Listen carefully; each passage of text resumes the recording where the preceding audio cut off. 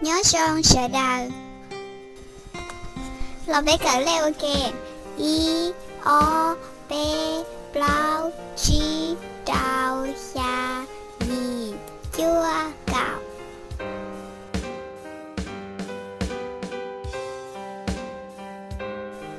Nhớ son lo cụ cho nè bé mình sẽ leo ok. Bây giờ sẽ lấy y mình sao lấy cạo. Bây giờ pin sẽ lấy y on đây. Lấy y nhớ khó từ. Lấy y nhân tờ. Lo bé mình sẽ lấy o nhớ khó từ.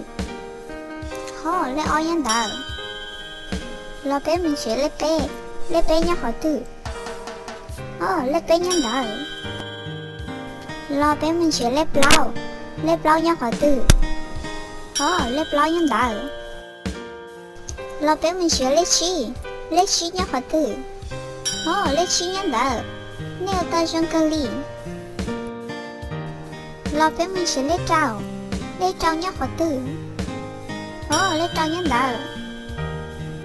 Lo bé mình sẽ lấy xa nhớ khó từ. Lấy xa nhân tờ. Lo bé mình sẽ lấy gì nhớ khó từ. Lấy gì nhân tờ.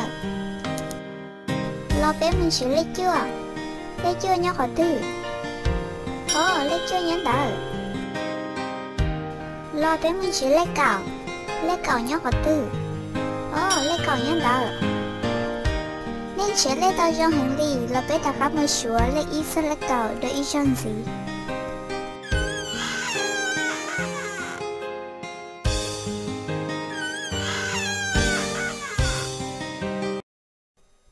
Nhớ son sợ đào. I o p blau chi trào xa nhì chua cạo. Nè cả tao trong cơ lì. Lúc xí hào nó lo bếp mù ô xì.